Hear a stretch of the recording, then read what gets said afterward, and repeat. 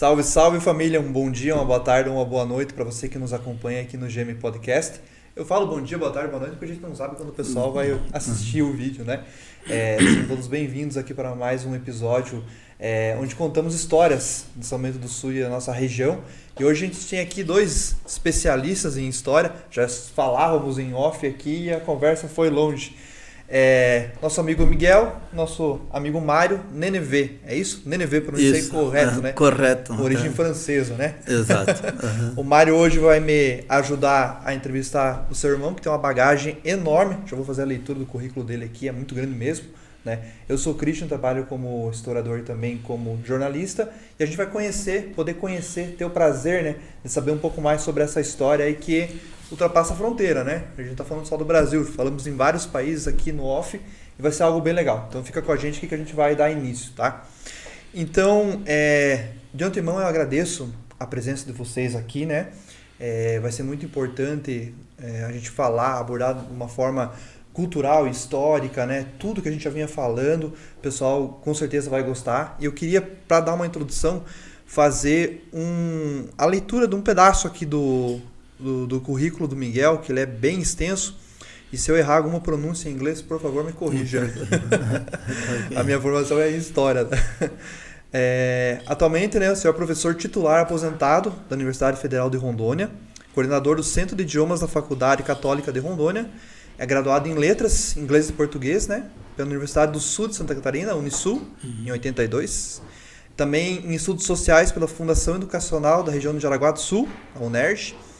Possui mestrado em Letras, né, Literatura Anglo-Americana, pela Universidade Federal da Paraíba, e doutorado em Letras, Inglês e Literaturas Correspondentes, né, pela Universidade Federal de Santa Catarina, né, em parceria com York University, do Canadá. É isso? Exato. Tem pós-doutorado em Estudos de Tradução na York University, em Toronto, Canadá, e pós-doutorado em Literatura Caribenha na University of Guyana. Exato. Correto? Correto. Pronunciei bonito? Muito bem. Olha só. Então conta para nós um pouquinho, Miguel, Mário, vocês são aqui nascidos em São Bento do Sul? Qual que é a história da família de vocês? Nós somos, na verdade, o interior aqui não é distante, digamos 30 quilômetros daqui, né? Nós nascemos praticamente no lado, quando eu saí de casa, o pessoal sempre dizia, é paranaense ou catarinense, porque o nosso terreno do meu pai era grande e confrontava com o Paraná, o Rio Negro passa lá. Uhum. Então, nós fomos bem no interior, né? Uhum. Então, a gente viveu naquele momento e até o Miguel gosta muito de lá, tem uma casa hoje. Exatamente. Os irmãos saíram de casa e depois acabaram voltando para lá. Então, mas a gente não imaginava, daí eu vejo o Miguel falando antes aqui, que ele estaria tantos países lá daquele interior. Então nós nascemos lá o lugar mesmo é chamado Pirizal. E nós tínhamos um time de 11 irmãos. Um time de 11 irmãos. Dava um time de futebol. Na verdade, eu estou contando um pouquinho de mim, né? Mas o Miguel, que é o ator aqui. Na verdade, quando eu saí, estudei no seminário, aí o primeiro ano o padre me deu uma bola. Os meus irmãos nunca tinham contato com bola. Aí acabaram gostando muito e depois, mais tarde, fizeram um time. E na região, às vezes, colocavam os 11 irmãos. Então, mas não eram 11 irmãos, mas tinham cunhado e tal. Aí eles falavam. Mas é isso a nossa história, né? O Miguel, acho que tem essa... O Miguel estava falando antes, lá do Texas e na universidade e tal. Daí eu penso, Miguel, quando ele nasceu, saiu de casa, ele imaginaria que estava nesse mundo aí, que parece que ficou pequeno, né, Miguel? Ficou, pelo que a gente ouviu, acho que ficou pequeno mesmo, né? Você saiu com quantos anos de casa, Miguel? Então, bom dia, boa tarde, boa noite. Obrigado aí pelo convite, estou muito feliz, é um prazer estar aqui podendo conversar sobre uma coisa que a gente gosta de conversar mesmo. Eu lembro que o Mário falando um pouquinho do interior, eu estava com 15 anos e eu estava estudando lá, e fechou um seminário, tinha um seminário, eu estudava como externo, aí fechou e eu vim para São Bento, inclusive fui acolhido pelo Mário, que já estava aqui. Aí eu estudei aqui no Colégio São Bento, o último ano do antigo ginásio, que seria a 8ª série, então, aí depois eu fui para Curitiba, mas eu queria, Curitiba já no internato, mas eu queria lembrar uma questão que o Mário falou, que quando, lá no interior, eu lembro que uma vez a minha mãe, meu irmão mais novo estava ferido, acho que tinha queimado alguma coisa, e a minha mãe chamou um curador, uma espécie de curador. Aí ele veio de um lugar, só que ele veio andando. Aí eu pensei, poxa, esse cara veio de onde? Eu acho que perguntei para minha mãe, não lembro. Ela disse, depois das montanhas, alguma coisa que tem uns morros lá em Campo Alegre. Aí eu ficava imaginando o que tem depois das montanhas, que a gente não tinha saído daquele local. Mas naquela época eu já tinha desejo de conhecer algo além das montanhas. Aí a minha mãe disse, aí eu ficava imaginando, tem gente, tem muito mais gente, mora muito mais gente. Eu ficava pensando, nossa, de onde veio esse curador? Aí ele começou a fazer alguma coisa lá, eu sei que meu irmão foi curado. Mas então... eu vim daqui de São Bento, eu terminei o primeiro grau, seria o primeiro grau, né? Aí fui para Curitiba, no internato. Eu lembro que no internato também, logo no começo, que no internato o destino seria você tornar-se padre, né? Mas logo no começo eu percebi que não era aquilo que eu queria. E eu acabei ficando, aquela coisa, eu não vou desistir agora. Aí terminei o antigo científico, e depois fui noviciado, depois Brusque, na filosofia. E na filosofia eu lembro que tinha um amigo que depois morreu na praia, em Barra Velha. Ele tinha um programa de rádio, eu gostava disso. E é engraçado, depois nunca segui jornalismo. Você é jornalista, mas eu pensava, letras eu sempre quis fazer, sempre. Acho que do primeiro grau, daqui de São Bento, que eu estava terminando o primeiro grau, eu pensava que eu sempre gostei de ler e de escrever também. E aí, lá em Brusque, nesse programa de rádio, eu lembro que era para rezar o terço e tudo, aí eu levei música do Raul Seixas, né? No final do mês tem uma música que ele fala, é fim do mês, é fim do mês. Eu pensei, isso é bom para levar. Aí o pessoal voltava e dizia, não, mas como é que você vai fazer isso? Como que você leva Raul Seixas num programa que é para ser religioso? E assim por diante. Então comecei a perceber que eu estava meio como outside, um pouco fora daquele padrão. E aí logicamente eu desisti, mas eu participei já participei de um jornal, que nós tínhamos um jornal, tipo uma revista meio acadêmica, mas concretiva, e eu participava, eu era um do grupo lá, dos editores, e publicava. Então, para mim foi muito importante eu aguentar até aquele período, que depois eu pensei, agora eu vou sair, mas vou sair bem. Mas em Curitiba, Miguel, você sempre falava que, de vez em quando se fala que você teve uma base muito boa, que o padre, inclusive de São Bento, o padre Afonso Robo, ótimo. É ótima lembrança, bom lembrar disso, porque o padre Afonso Robo, que era daqui, eu lembro que ele até tinha uma casa no Fundão, parece que era Rancho do Abaré, que ele gostava de nome indígena, que ele até ensinava a etimologia. Então, para mim foi um privilégio muito grande. No científico, eu aprendi, inclusive, aprendi mais latim do que depois na universidade, quando eu fiz letras, que a gente tinha que ler histórias. Existia o latim, grego, latim, grego, exatamente. E o padre Afonso Robo, ele era professor de latim e de grego, e de cultura grega. Aos sábados a gente tinha aula de cultura grega. Sábado que era, tipo, para ser uma coisa mais prazerosa. Então ele contava histórias, da mitologia e assim por diante. E isso foi importantíssima para mim. Então eu comecei a perceber que era por aí que eu ia, pela área de letras. E ele gostava e era bem criativo, Afonso Robo. Eu acho que ele deve ter alguns nomes aqui em São Bento. Tem o Sedup, né? O Sedup leva o nome dele. Ótimo. Ele merece. Ele realmente... Ele foi e era um acadêmico apaixonado. Ele vivia assim, apaixonado pelo que ele fazia. E isso aí você pensa, se um dia eu for professor, eu quero ser apaixonado pelo que eu faço. Então isso foi importante. E aí voltando para Brusque, então, quando eu saí do seminário, a gente sabe, 5 anos de seminário, você está meio perdidão, né?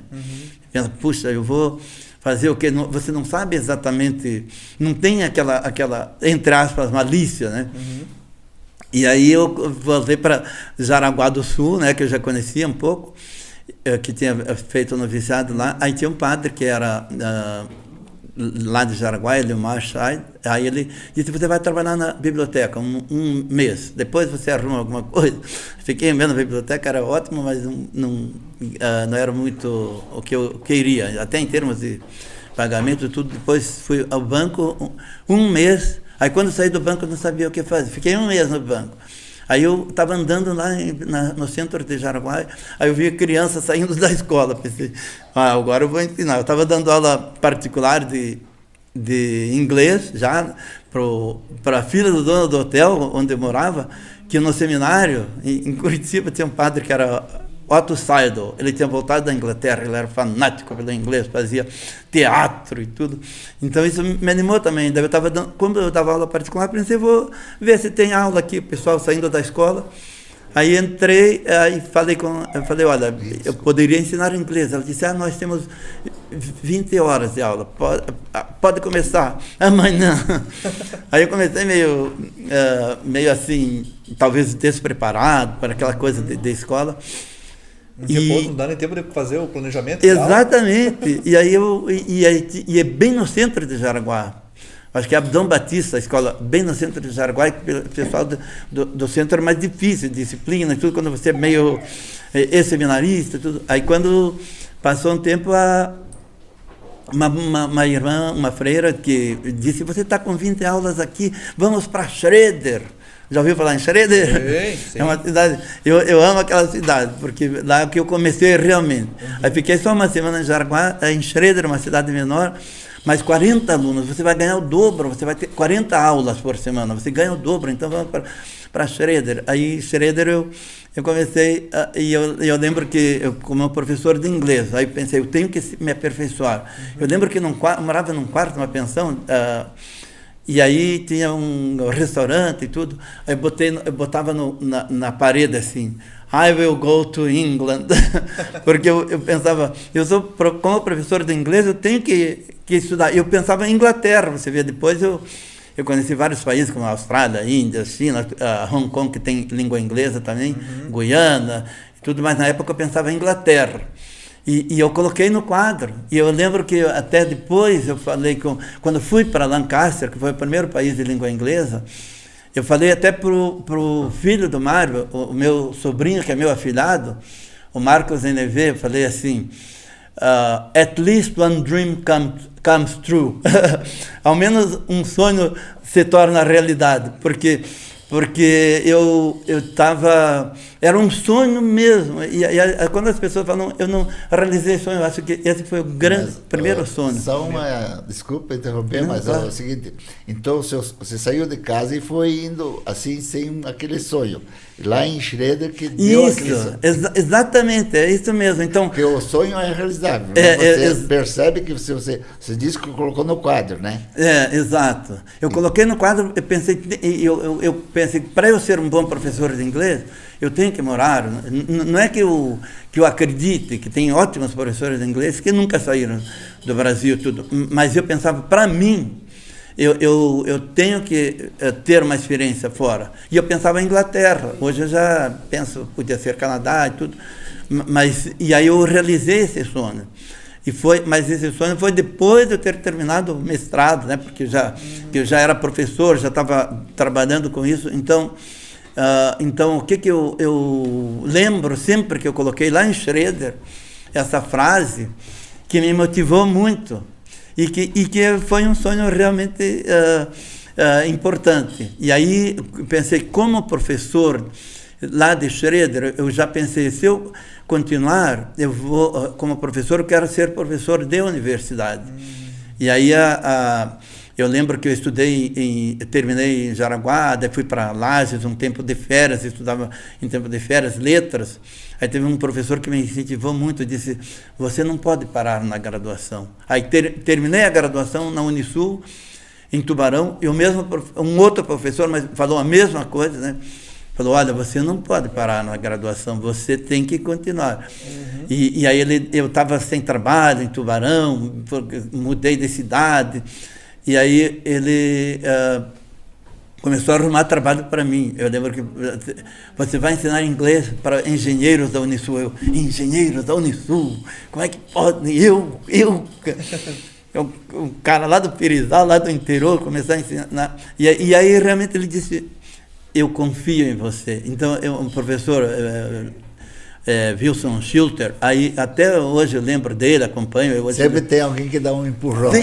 Isso, sempre alguém que dá um empurrão importantíssimo. Acho que o professor de Lages também, da filosofia, e o professor de Tubarão, ele dizia, aí ele arrumou mais um trabalho para mim, que eu tinha que pagar hotel lá em Tubarão, e pagava a faculdade, tinha um desconto enorme, porque eu era professor também do Colégio Aplicação, mas ele arrumou mais um trabalho e ele falou assim, para gente boa sempre tem trabalho. Nossa, isso para mim foi um excelente incentivo, para gente boa, e eu sempre lembro disso, eu acho que até escrevi em algum lugar, tem nesse livro aqui, que é um pouco das memórias, eu acho que eu escrevi sobre isso. Então, isso realmente foi um incentivo, um impulso enorme. E aí, quando eu terminei a graduação em Tubarão, que eu comecei a procurar dentro da universidade, tem um centro chamado Propesc, eu acho que era, que apoia a questão de pós-graduação e tudo. Aí eu fui procurada e o pessoal disse, onde você pode ganhar bolsa? São o FMG, USP e o UFPB. Eu falei, o UFPB, eles têm um programa excelente, que tinha vários professores de fora, eu acho que era o Linaldo Cavalcante, era do CNPq, ele era da Paraíba, e ele arrumou um grupo de professores estrangeiros para... Aí tinha um mestrado em literatura anglo-americana ou em inglês. Podia escolher linguística em inglês, que eu queria inglês, já era professor de inglês. Aí eu optei por literatura, pensei, literatura eu tenho que aprender inglês, tenho que ler inglês, e ao mesmo tempo eu vou aprender literatura, que é o que eu gosto. Aí era anglo-americana, para você ver a diferença. Hoje, quando você fala em literatura de língua inglesa, você fala da Nigéria, grandes escritores da África do Sul, do Canadá, da Austrália. Na época era só americana e britânica. Então não tinha... E aí eu escrevi a minha dissertação sobre Robert Frost, que é um autor da natureza e tudo, que tem várias frases assim... eu lembro até hoje, assim, de alguns poemas, eu sei de cor, assim, que o pessoal... que ele fala... por exemplo, eu sei que o Mário gosta também, né, Mário? Eu gosto daquele filme, Sociedade dos Poetas Mortos, que é antigo, né? Um mas aquele professor Keating usa muito esse autor aí, né? Isso. E ele tem uma coisa interessante, que ele usa sempre a natureza como metáfora. Daí tem aquele poema famosíssimo, que ele para num bosque para contemplar, depois no final ele diz que ele tem que ir, aí ele termina... The woods are lovely, dark and deep, but I have promised to keep and miles to go before I sleep. Então, esse lugar aqui é agradável e tudo, mas eu tenho promessas para cumprir, e eu tenho milhas para caminhar antes de dormir, quer dizer, antes de dormir, antes de morrer. Então, isso me motiva também. Quando você quer ficar parado, não, mas eu tenho milhas para caminhar. Isso que eu ia falar, é tipo um tapa na cara da gente quando a gente para na inércia, né? Você está contemplando um lugar tão bonito, mas calma lá, tem mais lugar bonito. Né? Isso, exatamente. E aí você sentir o caminho e sentir que você ainda tem miles to go before I sleep, muitas milhas para caminhar antes de dormir. Então isso também foi uma motivação muito grande. E eu sempre gostei, desde que eu comecei letras, eu gostava desse poeta e tudo. E de vez em quando eu releio e repenso. Ele fala muita coisa sobre essa questão. Inclusive, tem um poema que ele fala: eu estou passando por baixo da árvore, cai uma folha, a folha toca em mim, me convidando para dormir ou para parar. Daí ele diz, mas por que eu tenho que parar se ela tem que parar? Eu tenho que cumprir. Então parece que ele fala muito disso. E aí, então, quando eu terminei o mestrado, aí eu voltei para a Unisul, aí eu fui, comecei na Unisul como professor universitário, e eu sou muito grato à Unisul e aos professores que me acolheu lá e tudo. Só que a Unisul, você não é uma universidade federal, né? E eu queria fazer doutorado, e para fazer doutorado eu teria que afastar, não tinha. E numa federal você tem o incentivo para você se afastar, também fazer, estudar e tudo. Aí eu pensei, vou para uma federal, seja onde for. E eu nem conhecia Rondônia, nunca tinha ouvido falar nada. Eu sabia que tinha uma capital, Porto Velho, mas eu imaginava pertinho do Rio Madeira, uma cidadezinha pequena. Universidade Federal de Rondônia. Aqui, você nunca pode perder a oportunidade, né? Você tem que meter a cara. Exatamente. Né? E aqui... Eu imagino o Miguel, aquele que você passa na rua, ele tá ali jogando bola, aquele amigo. Vamos, pra onde vocês vão? Vamos. É isso aí. É isso mesmo. Eu gosto de ter uma palavra, o pessoal pergunta as palavras mais bonitas na língua alemã. Wunderbar. A palavra mais bonita na língua inglesa. Eu sempre falo serendipity. Serendipity tem até um filme, eu acho. É justamente essa questão de você não ficar tão fixo naquele caminho que você planejou, mas você ouvir os anjos, ouvir os convites que a vida oferece, né? E aí eu pensei, e aqui no Sul não tinha concurso. Eu sei que na UFSC já tinha terminado. Um mês antes que tinha havido um concurso, eu pensei, não, eu vou procurar. Alguém falou Acre. Daí eu escrevi para o Acre. Não, Acre já terminou, mas tem Rondônia. Aí o pessoal disse, poxa, tu é louco, vai para Rondônia, vai morrer de malária. E a gente... Sempre vai ter um cara que vai... Quando eu falei na Unisul que eu ia sair, o pessoal falou, não, a gente dá um contrato integral para você, vai ser como... A gente vai apoiar e tudo. Mas daí eu falei, não, agora eu já me comprometi aí. Aí eu fui, não tinha concurso na hora, mas ele disse, você vai trabalhar aqui até a gente abrir o concurso, você vai trabalhar como substituto. Aí quando abriu o concurso, aí ficou um intervalo, eu terminei aquele período, aí antes do concurso eu fui viajar, pensei, vou conhecer o norte. Eu pensei, eu tenho que ir para um país de língua inglesa. Aí fui para Roraima. Aí de Roraima eu pensei, agora eu vou para Guiana. Quando eu cheguei na fronteira da Guiana, aí eu ia pegar um avião numa cidade chamada Lethem para a capital. Aí o cara falou, não tem avião, porque o avião bateu numa vaca. Aí eu... Nossa. No interior... Essa eu não sabia. Bem no interior da Guiana, tem uma cidade chamada Lethem. Você atravessa a fronteira, na época era com uma balsa pequena. Agora, ou até canoa, porque é bem pequeno o rio, não é largo. Aí quando eu atravessei para Lethem, aí eu ia pegar o avião lá. Aí não deu certo, ele falou, só daqui a 3 dias. Aí eu voltei para Boa Vista, a capital, aí pensei, então... Eu fui tinha um consulado da Venezuela, aí encontrei uma conheci lá uma moça da York, da Inglaterra. Ela falou, vamos para a Venezuela, vai conhecer a Venezuela. Aí fui na Venezuela, fui até a Venezuela, voltei, conheci algumas pessoas, um gaúcho que ia colocar gasolina sempre do lado da Venezuela e tudo. E voltei, mas aí fiz concurso. Quando eu fiz concurso, mas aquela minha estada já me dizia, agora você vai ter que fazer um projeto, se você ficar como professor de inglês no norte, vai ter que fazer um projeto para Guiana, que é um país de língua inglesa. Aí quando eu voltei, fiz concurso, eu passei em primeiro lugar, tinha 5 candidatos só. E aí, quando eu comecei... Eu pensei, o pessoal dizia, não, você passa no concurso e você volta para Santa Catarina depois de fazer aquele estágio probatório no servidor público, ele pode transferir. Aí você transfere para Santa Catarina.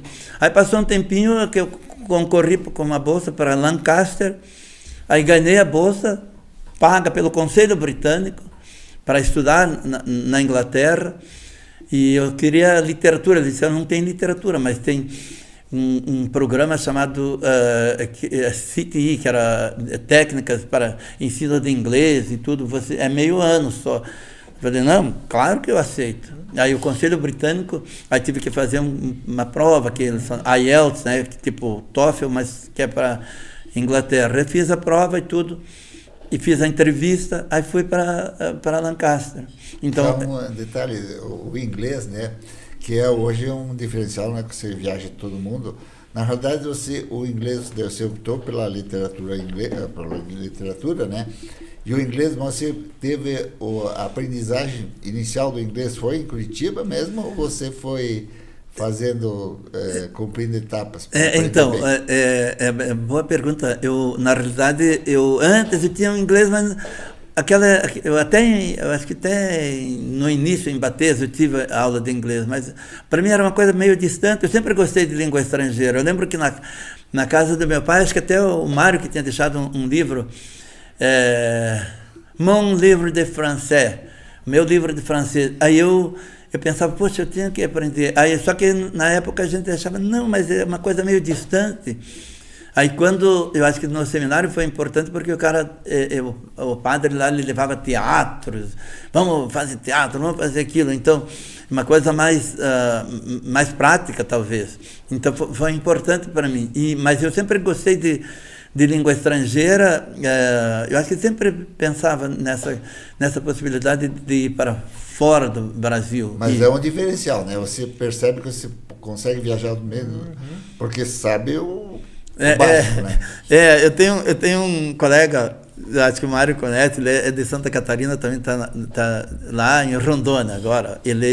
Eu estou na banca para professor titular, professor Valdir Vizinho, aí ele fala assim, poxa, eu não tenho culpa que eu não sei inglês, que o professor Miguel Nenevê viaja por todo o mundo e ele gostaria de viajar. Eu viajo sempre com alguma palestra, alguma coisa. Ele quando viaja é para turismo, então é um pouco diferente, mas realmente o inglês ajuda a você não ter medo.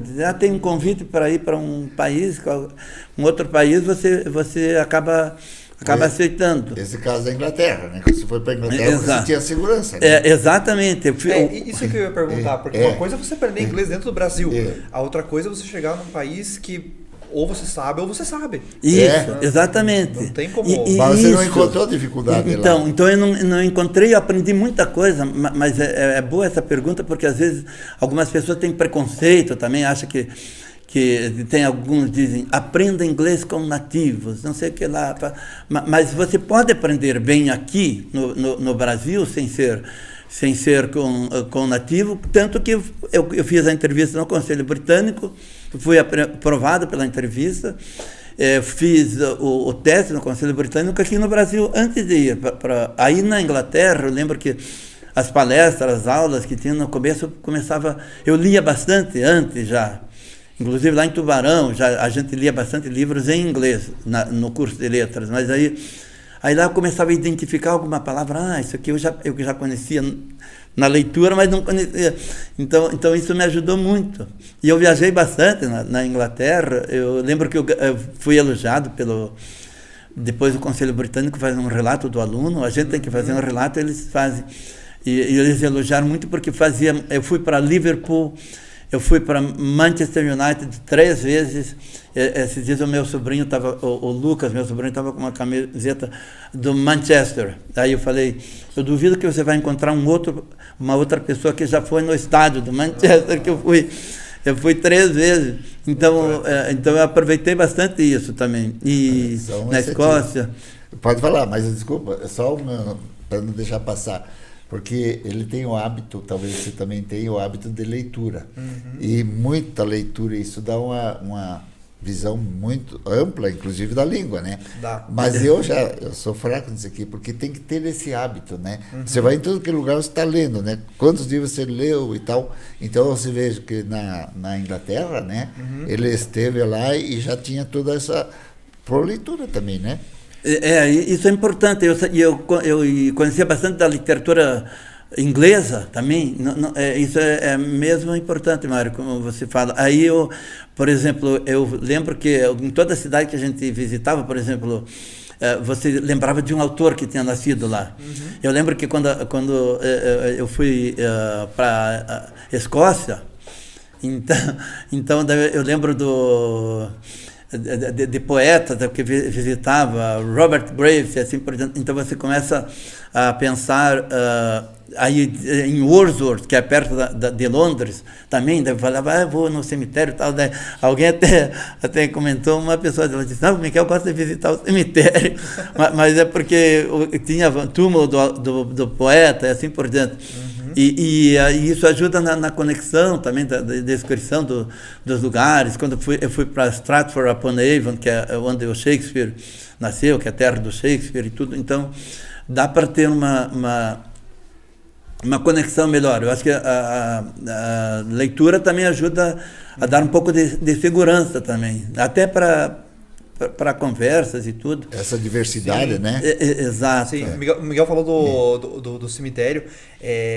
Muita gente tem preconceito, acha que é um lugar assim, foi e acabou, né? Sem contar o lado espiritual, né? Mas para a história é um campo muito legal para você estudar, principalmente a origem das famílias. Sim. Então, se você chega no cemitério mais antigo e você vê que a família X, né, tinha grandes túmulos, né? Fugiu a palavra agora, mas os mausoléus, né? Você já sabia que aquela família era uma família abastada, né? Exato. Então você consegue estudar toda essa questão. Em Mafra teve até um pessoal que começou a fazer visitas no cemitério, mas visitas assim, né, educativas. E o pessoal até criticou, visitar cemitério, né? Mas parte da nossa história está ali. Muito né? importante. Mas eu vou confessar, para mim, o cemitério, eu vou, por exemplo, no cemitério aqui em São Bento, eu penso, essa pessoa eu conheci, essa pessoa, para mim faz um bem, digamos, na alma, né? Isso. O negócio, para mim faz um bem, não sei se... Eu acho que e tem alguma coisa do espírito também e tem que você aprende muito e tem muitas conexões. Você sabe que eu estive em Goa, estive na Índia, estive em Goa e só adiantando uma coisa, mas aí tem um colega meu que ele fez uma pesquisa. Eu fui também no cemitério de Goa. Todos os epitáfios estão em português. Então tem uma parte que é só em português, não tem nem em Konkani, que era a língua anterior ao português, e nem em inglês, que é a língua oficial de lá, né, da Índia. E aí um colega meu, ele fez um projeto para estudar os epitáfios em Goa. Por quê? Porque dá para estudar muito a história. Porque hoje o pessoal diz, fala português, hoje não se fala mais português em Goa, mas tem nos túmulos e nos monumentos, é tudo em português. E tem um bairrozinho lá que eu acho que tem alguma coisa em português. Mas então é importante essa conexão e essa questão da história. Eu acredito que dá para você fazer muitos projetos. Sim, eu acho que essa questão talvez seja assim, o pertencimento que a gente falava antes, né, de manter a tradição, né? Tem famílias lá que são descendentes dessa colonização portuguesa que ainda mantém essa tradição. Assim como aqui em São Bento do Sul tem bastante gente que mantém o alemão, né? Isso. Então eu acho que talvez esse seja uma comparação que faça sentido, né, para lá, né? Mas é curioso você bater daqui na Índia e chegar lá e encontrar túmulos com inscrições em português, né? Exatamente. E algumas pessoas mantêm o português. Pessoas que nasceram até 1960, por aí, ainda falam português. Cristian, eu vou só comentar uma parte, né? Porque nesse caso que você falou, manter a tradição, o Miguel, apesar de viajar em todo o mundo, né? Então ele tem uma casa ali no nosso lugar, né? Eu vejo que ele tem essa digamos, esse senso de pertencimento àquele lugar. Ele está direto sempre, né, Miguel? Exato, isso é muito importante. É uma raiz que você... E você enaltece essa raiz. Exato, e isso é um impulso para a vida toda. E você tem aquilo, você pode estar onde você estiver, mas a força inicial parece que está ali, com a família. Tem uma conexão, né? É uma conexão muito grande, eu acho isso que dá força. E às vezes até para contar história, né? Às vezes você está em outro lugar, mas você primeiro sente a vontade de contar para o pessoal dali, para a família, para esse pessoal. Compartilhar, né? Para compartilhar com essa. Então, isso é uma força que nunca vai acabar, essa força desse local. É a origem, né? Não é só você estudar a etimologia, né? A origem das palavras, a origem da literatura, né? Você está falando da origem da tua família também, Exato. de onde você saiu, né? Exatamente.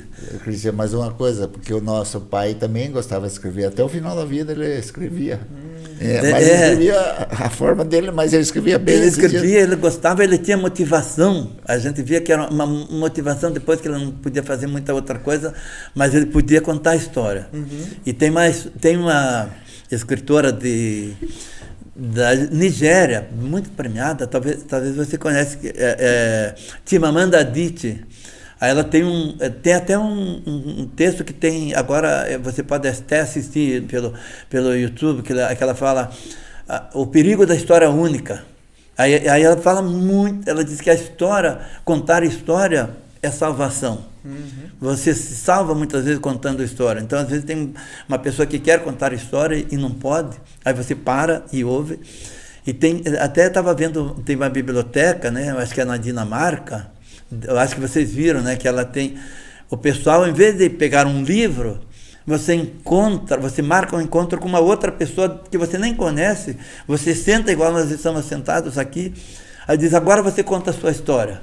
Isso tem na Dinamarca, uma biblioteca, para você fazer essa contação de história também. E é a mesma coisa, se você viaja sozinho, né? Eu já viajei sozinho também, eu vejo que não tem muito sentido. Agora, o Miguel, quando viaja, eu sempre percebo, ele diz, na Inglaterra eu vou ficar na casa de fulano, fulana, e você tem sempre alguém... Faz conexões, né? Então esse compartilhar, senão acho que sozinho não teria sentido, né? Sim. E eu queria até emendar, a gente falando ali da questão grega, né? Você acha que talvez não faltam espaços aqui na nossa região, como as ágoras que existiam, né, antigamente? Exatamente. Nossa, isso seria uma coisa importantíssima. Que tal você propor isso? E o Negrinho inaugurou uma semana passada. Na frente da prefeitura, lá tem uma praça, eles fizeram um espaço lá com bancos, assim, justamente para o pessoal sentar, conversar, né, trocar ideias, né? A gente já fez isso lá também, a gente tinha uma associação de historiadores lá que a gente debatia muito, a gente sentava no domingo, tomava chimarrão, mas daí o pessoal foi crescendo, foi tendo filho e dispersou, né? Mas isso é algo importante, talvez para os mais jovens que estão vindo, né, aí, né? É legal isso, você sentar, contar a tua história. Exatamente. Né? Nossa, isso é um projeto interessantíssimo. E fazer, não precisa, eu falei biblioteca, como você falou, ágoras, podia ser numa praça. E às vezes você está sentado e tem uma pessoa ali do lado, talvez ela esteja doida para contar uma história e você não fala nada, né? Então, programar alguma coisa assim, eu acho que seria bem interessante, uma ideia. Sim, quem sabe... a gente tem problemas com gestão do tempo, né? O tempo ele está cada vez mais... eu costumo dizer, né, para mim, né, que 24 horas por dia é pouco, né? Pelo tanto de coisa que a gente precisa fazer, né? E talvez a pessoa não tenha mais tempo para ficar 5, 10 minutos sentado no banco da praça, né? Aí o celular já toma o tempo que o livro tomava. Exato. É toda uma outra geração que precisa resgatar um pouco disso, senão... Exatamente. Eu tenho medo do futuro, né? Eu acho que a salvação está por aí, né? Tá. Para você se conectar de verdade, né? Ter conexão com as pessoas e de uma forma... E conectar-se consigo mesmo também. Sim. Porque aí você acaba... Às vezes você fica muito preocupado com outra coisa, você não está nem conectado consigo mesmo, né? Sim. Isso que pode fazer... você ficar meio sem vida, né? Sim. E o diálogo ele tem esse poder de enriquecer, né? Sempre, né? Com Todas certeza. as partes, né? É o que a gente está fazendo aqui hoje, né? Então, Exato. é o que esse projeto aí do GM está trazendo, porque você está trazendo histórias, está contando histórias de pessoas reais, pessoas aqui da nossa comunidade, né? E essa troca de informação aí, de conhecimento é riquíssima. É riquíssima. Exatamente. E às vezes uma pessoa que nem o Miguel, um exemplo, pode ser você, tem muitas coisas internas para exteriorizar, né? Contar, que faz bem para ela e faz bem para quem escuta, né? Sim. Então eu sempre falo, às vezes lá na própria Univille, daí alguém, né? Que nem o Ismar Beca, que viajou todo mundo e tal, mas ele chegava lá, falava no assunto, daí eu falava, o Ismar, você melhor. Hoje eu vejo que ele está nas mídias aí falando da história dele, que isso é importante. O Miguel também falava, você viajou para a China, para Índia, para 1000 países, né? Então você contar, só que quando você vai na terra da gente, né? Que nem o Miguel vem aqui, às vezes você não fala isso aqui, porque você está num outro ambiente, né? Você vai falar da parte mais da família. Exato.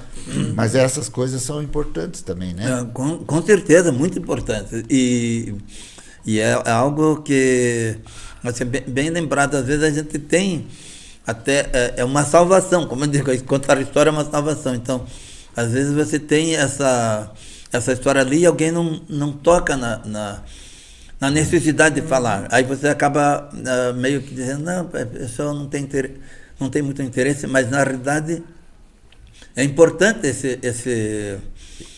esse toque, digamos, esse contato, essa demonstração de curiosidade também, tudo. Eu acho isso é uma ajuda a você a elaborar a sua própria memória também. E uma coisa liga a outra, né? Eu estava até fazendo uma analogia aqui, que, né, para mim, o conhecimento talvez ele seja um grande galpão sem luz, né? E o diálogo passa a ser o interruptor daquela luz. Né? Porque você começa a conversar, né? Então, assim, eu vim aqui hoje para essa conversa, né, com um norte, né? Pensei, legal, vou falar sobre isso, vou falar sobre aquilo, né? Dei uma estudada no currículo do Miguel, né? Não falei nada do que eu queria falar agora, né? Porque assim, a gente tá falando tantas coisas que vai puxando memórias, vai puxando outras coisas. E o diálogo, ele tem isso, né? O poder do diálogo, o poder do discurso, né? Eu gosto muito de Foucault quando ele fala do poder do discurso, né? A ordem do discurso. A ordem do discurso. E é muito legal, né? Até a ordem do discurso, eu tenho um livro que ele fez, uma fala na abertura de um curso no Colégio de Fãs, né? Que foi em 72, se não me engano. E foi muito legal, porque ele fala do poder do discurso, né? E outra, não adianta você viajar o mundo todo e não souber contar isso depois. É verdade. Isso é importante. Por isso eu acho que se compartilhar que nós falamos é fundamental. E daí você integra, né? Sim. É bom para ambas as partes. Quem está no contexto, né? Tudo agrega, né? Eu quando gosto de viajar, eu gosto de ir em locais históricos, né? A minha formação, né? Mas tem muita gente que vai, por exemplo, assim... são comparações, né? Porque cada pessoa é um universo, né? Então você vai para Nova York, você quer ver a Estátua da Liberdade, né? Pô, eu já quero visitar os memoriais, eu quero essas questões. Mas é óbvio que também quero conhecer a Estátua da Liberdade, né? Porque é um ícone, né? Exato. Então é isso, é você visitar, é você absorver o conhecimento e saber transmitir ele também. Exato. E uma coisa também, o sentimento. Eu lembro que lá na Univille, né? Daí nós fizemos um evento com o Miguel e 2 pessoas dos Estados Unidos à distância, né? Então eu vejo que cultivar essa amizade também é importante, né? Ter esses laços, né? Que você tem. Você diz, eu vou na Inglaterra, eu tenho fulano e tal que é meu amigo e tal. Em cada lugar você tem um amigo e acho que a parte de fazer essa integração, né? Essa amizade é importante, né? Não acha? Com certeza. E o Mário me fez lembrar, uma amiga dos Estados Unidos que participou de um seminário que agora estou indo em novembro, eu vou para França, ela disse que quer ir junto também. Ela mora em Massachusetts E eu comecei, e a gente começou a amizade em Lages, quando eu estudava em Lages, bem antigamente, no ônibus. Então, então eu valorizo muito essa questão de você manter o contato. De você manter contato com aquelas pessoas que você sabe que, de alguma forma, incentivam você também. Então, e aí eu tenho... uma vez eu encontrei em Goa uma moça que era de Portugal, de Lisboa. Aí, muito tempo depois, eu fui para Lisboa e falei... E a gente manteve contato. Ela disse, eu sou portuguesa, mas estou pesquisando aqui em Goa, na Índia. Muito tempo depois, eu fui para Portugal, para um congresso em Lisboa, e aí ela me ajudou para onde ficar e tudo mais, né? Naquele... no bairro Alto, que é bem famoso lá em Lisboa. Então, então isso é uma coisa que o Mário mencionou, que eu gosto de fazer isso. E na Inglaterra tem até uma escritora, Pauline Melville, ela é bem famosa, mas ela nasceu na Guiana. E ela continua escrevendo para mim, ela diz, porque eu já estudei os livros dela, alguns, né? Ela diz, eu gosto de uma pessoa que estuda as minhas obras também, e que, então, quando eu vou para Inglaterra, eu digo, eu estou indo aí, ela diz, vamos tomar um café na galeria, vamos em Londres. Então, isso me deixa bem também, me deixa, assim, seguro, e, ao mesmo tempo, sabendo que estimula eu acho que estimula essa... E agrega, né? Você tem na África um poeta que é teu amigo? Né? Isso, exatamente. Tem na África, tem no Canadá. No Canadá eu vou de vez em quando, estudei lá e tudo. E tem escritores do Canadá premiados e tudo, porque ele... tem National Award, é um prêmio nacional, tipo Jabuti aqui. E eu acho fácil às vezes eu estou indo para lá, eu digo, estou indo.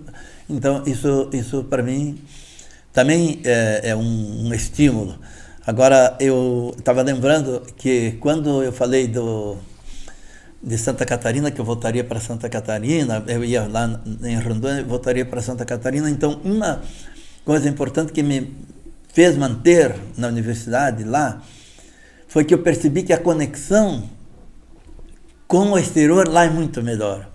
Não é porque é melhor, é porque na minha posição de professor da universidade, o pessoal diz assim, você é da Amazônia, então queremos uma palestra, queremos alguma coisa. Então, a primeira vez que fui como professor visitante em Texas, tinha a seleção de professores no Brasil, e tinha até professores mais antigos que eu, com mais experiência, e que não eram da Amazônia. Eles me escolheram por ser da Amazônia. E eu, na verdade, não era da Amazônia. Quando eu cheguei em Lubbock, na época não tinha WhatsApp, nada para comunicar. Aí o professor foi me pegar no aeroporto e falou assim, você é da Amazônia mesmo? Eu falei, eu sou da Amazônia. Porque o pessoal tinha a ideia que da Amazônia era talvez uma face indígena, alguma coisa assim. Então isso me manteve. E aí uma pessoa que foi minha orientadora, ela falou uma coisa bem legal. Ela disse, você vai manter a sua conexão com Santa Catarina talvez melhor se você trabalhar aqui, porque aí aqui você tem condições de viajar mais, você vai poder ganhar para viajar e tudo.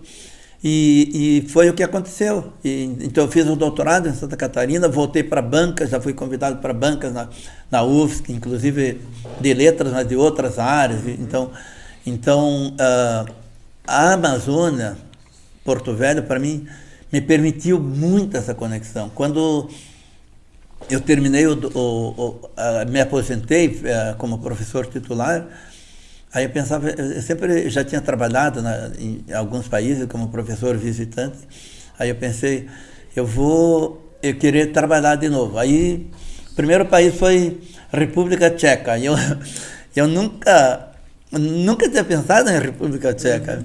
Aí a professora falou, nós estamos precisando de um professor de literatura portuguesa, literatura africana de língua portuguesa. E eu pensei, eu vou. Só que eu trabalho mais literatura africana de língua inglesa. Mas daí conheço autores como Miyakoto, que é bem famoso, e aí, que é de Moçambique, e alguns autores de Angola e tudo. E eu fui lá e preparei o curso, mostrei antes, mandei o plano de curso e tudo.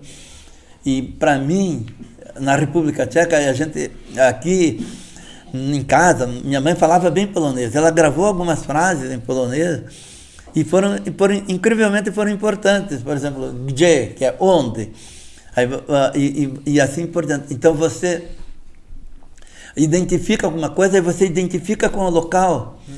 Isso é muito importante, a questão da língua. E na República Tcheca, eu jamais pensei que ia trabalhar lá. Eu já tinha dado palestras na Polônia, por exemplo, mas eu trabalhei como professor visitante, dando um curso, aquele curso abreviado de literatura africana. E aí visitei novamente eu visitei a Polônia, o pessoal me convidou. Foi quando eu estava terminando esse livro, inclusive aqui tem no início tem a foto de Cracóvia, porque uma coisa que eu lembro no interior, talvez o Mário teve a mesma experiência, lá a gente tinha uma comunidade bastante polonesa em Batias de Baixo, mas o nosso sobrenome não é polonês. Daí a gente diz, esse cara não é polonês, não, esse grupo é polonês. E aí eu estava em Cracóvia, e lá eu estava terminando o livro, já tinha terminado, mas eu estava fazendo a introdução. Aí eu até coloco no livro assim, talvez muitos colegas meus, muito mais polacos que eu, não tiveram oportunidade. Era a terceira vez que eu estava na Polônia e estava para falar no departamento com o pessoal, os alunos do departamento de letras românicas, que lá eles têm letras românicas, pessoal de letras tem italiano, francês, português, tem programa de português também em Cracóvia. Então, eu falei, aquele agradecimento, aquela sensação de gratidão por você poder estar ali depois de muito tempo e você ter aquele impulso. E aí eu fico pensando, para mim é importante, por isso que eu sou muito grato também pela Amazônia, por dar essa oportunidade de alguma forma. Você falou uma coisa de tipo de discriminação, né?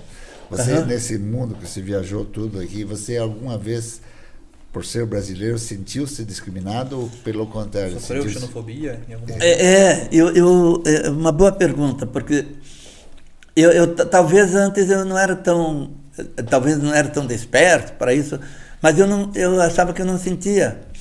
Tipo Lancaster, na Inglaterra.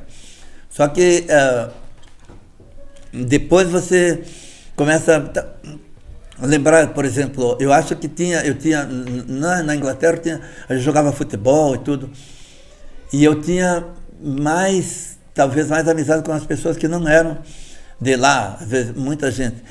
Mas eu não posso dizer que senti realmente discriminação, mas eu lembro que uma vez, no Canadá, que é o país que eu gosto muito, eu acho que um país, em várias coisas, eu acho um país ideal, em respeito à diversidade. Inclusive, o Canadá é ótimo porque você pode falar inglês meio diverso. Você diz, não, esse é um canadense de origem ucraniana, uma vez me acharam que era ucraniano e tudo.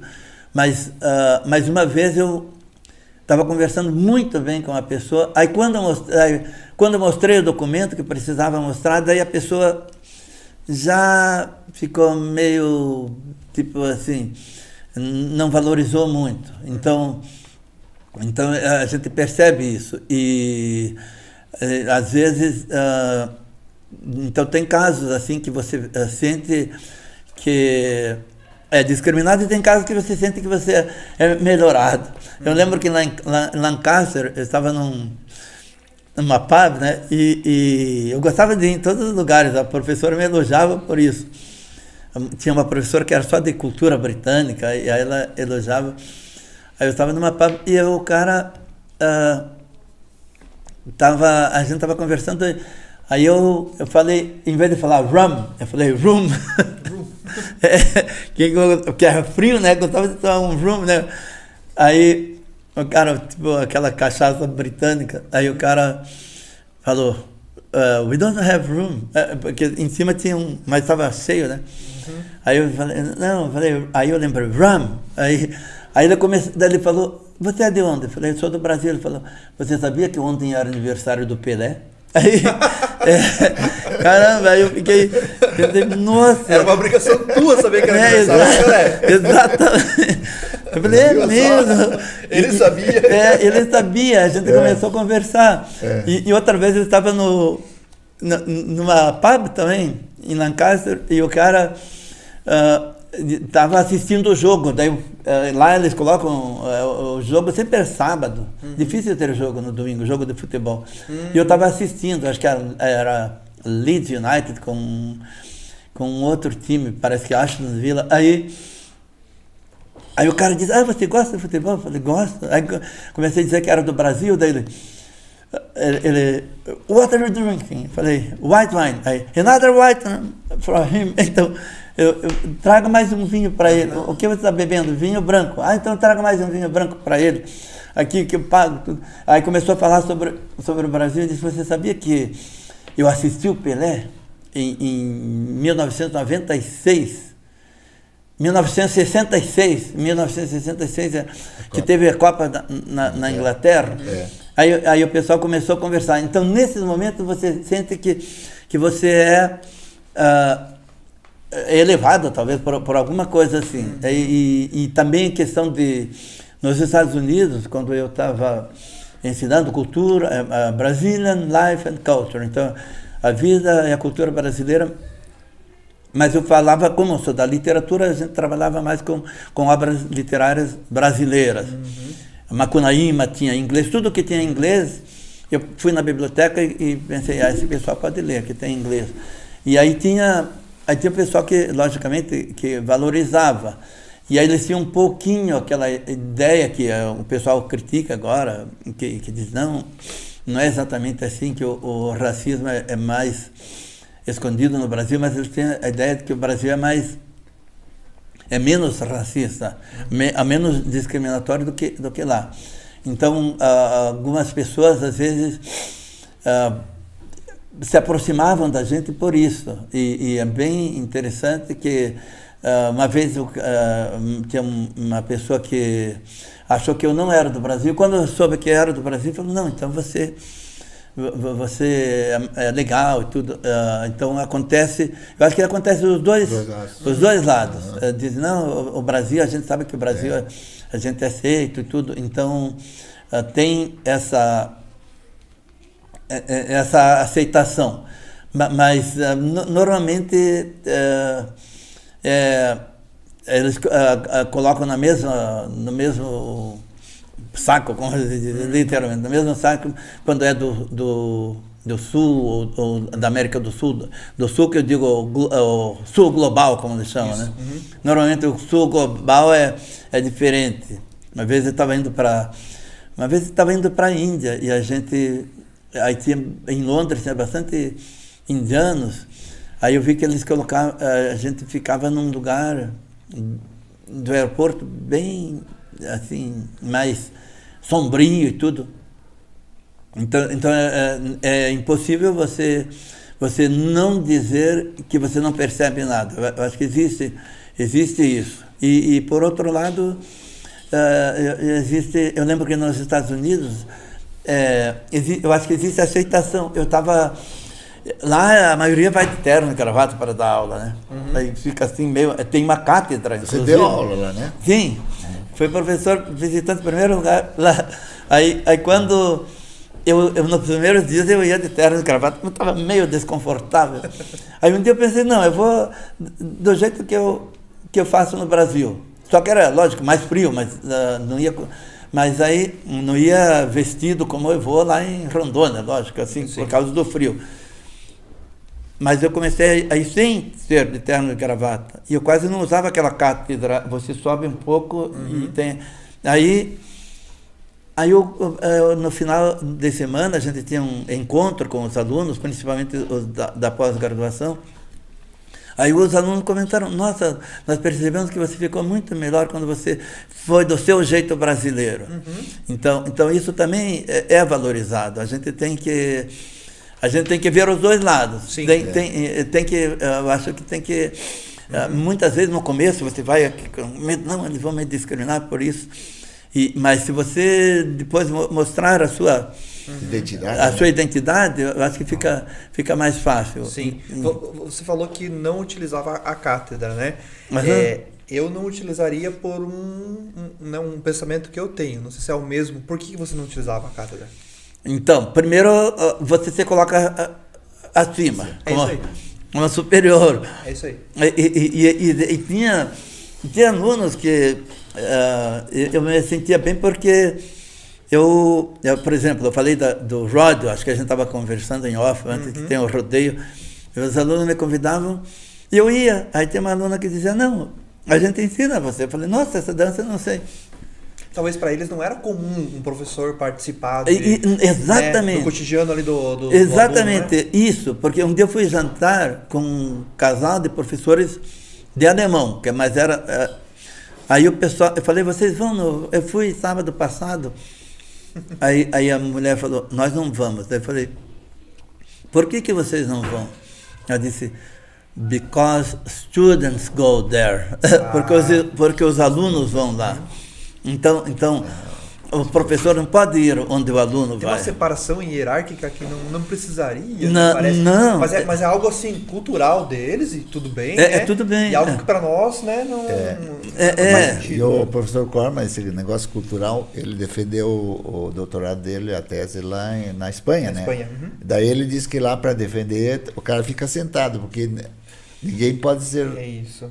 Exato, isso é importante. E aí é uma coisa cultural. Às vezes eu acho que a gente, na minha universidade no Brasil, principalmente onde eu trabalhei, eu acho que é exagerado. Às vezes, tipo, você está no corredor, ô professor, quero falar agora contigo.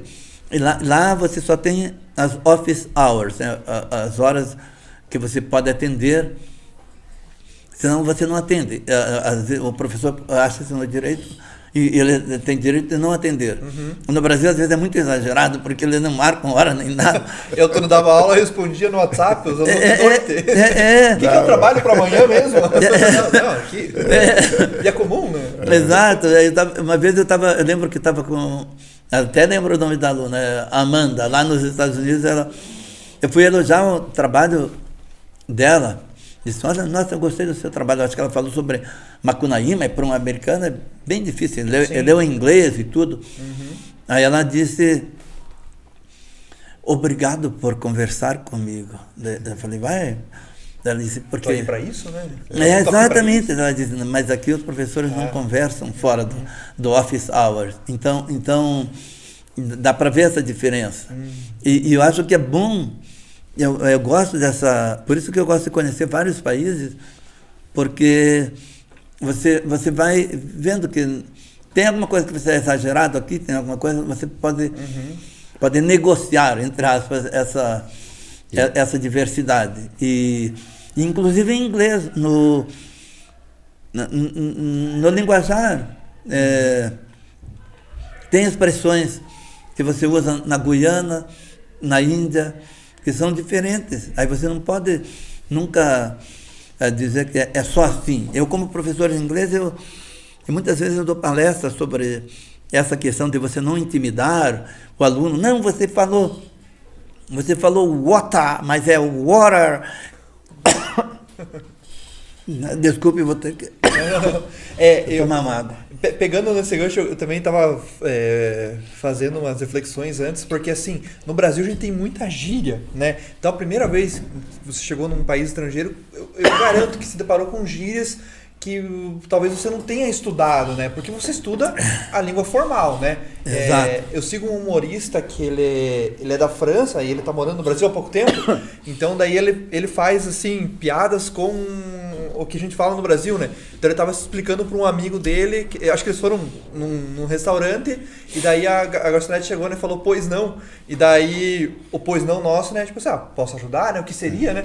E daí esse amigo falou assim, mas não o quê? O que você não pode? Né? Pois não. Né? Daí eles estão falando, daí ele explicou para ele, não, isso é algo assim, né? Sei lá. Daí ele, sei lá, você sabe lá onde? Para nós é tão comum, são expressões, né? E lá garanto que deve ter tido isso também. Né? Sim, muito. E eu ensinei em português, né, fora do Brasil. E a gente, eu lembro que a gente fala aqui, gente, né, cidade. Aí uma vez eu estava... tem um CD, quando você ensina português, tem um CD que é preparado pelo... Acho que tem a ver com a Embaixada Brasileira nos países, eles distribuem nos países onde tem Centro de Estudos Brasileiros. Aí o CD falava assim, cidade, eu acho, aí o aluno levantou o braço e falou, professor, qual que é o correto? É cidade ou cidade? Porque você fala cidade, e eu escuto aqui no CD cidade. E aí, então aí eu comecei a falar para ele, no inglês também tem diferença. Se você vai daqui para outra parte do Canadá, ou para os Estados Unidos, ou para a Índia.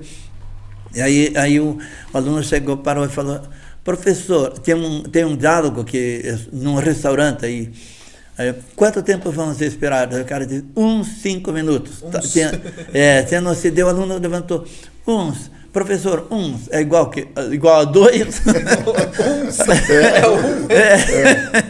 Aí você tem que explicar. A gente é tão óbvio, né? Exato, para a gente é óbvio, mas então você acaba repensando a sua língua e a sua cultura e tudo mais.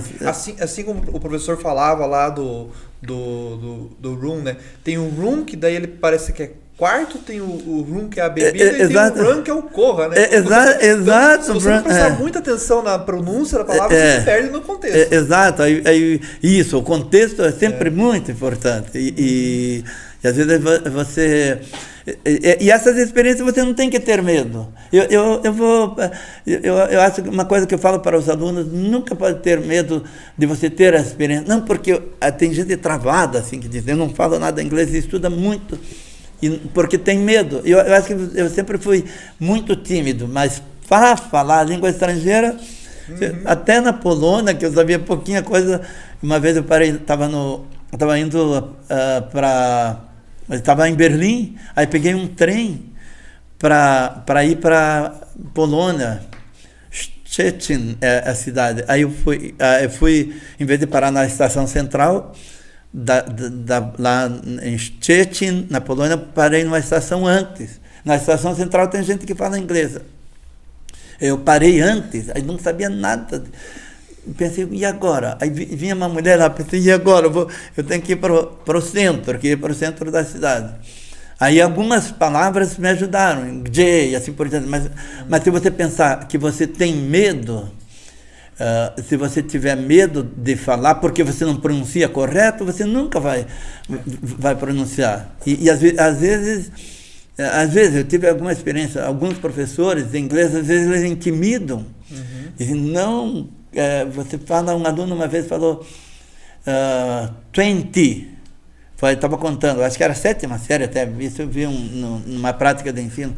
Aí o professor falou, não é 20, é 20, porque eu estudei nos Estados Unidos, eles falam 20. Eu falei, poxa, mas você não... Se falar o 20, também vai Claro que vai entender. Então é uma coisa que às vezes a pessoa intimida, e eu gosto de dizer, fale errado, mas fale.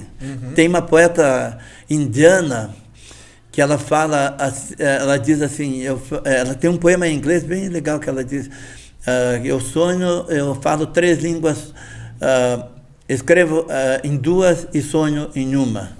E aí ela vai dizer, pode ser diferente, mas é meu, eu estou expressando a minha identidade, o que eu quero, os meus desejos e assim por diante.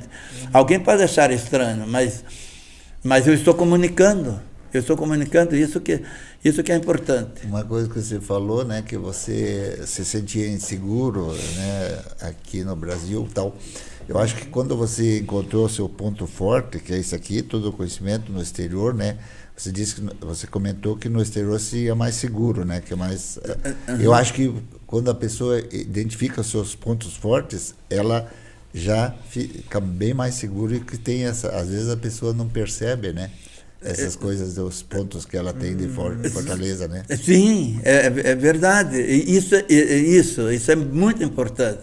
E você sempre tem, às vezes essa questão mesmo de descobrir, aí você, de você sentir essa força. Segurança, né? Porque você exato. tem.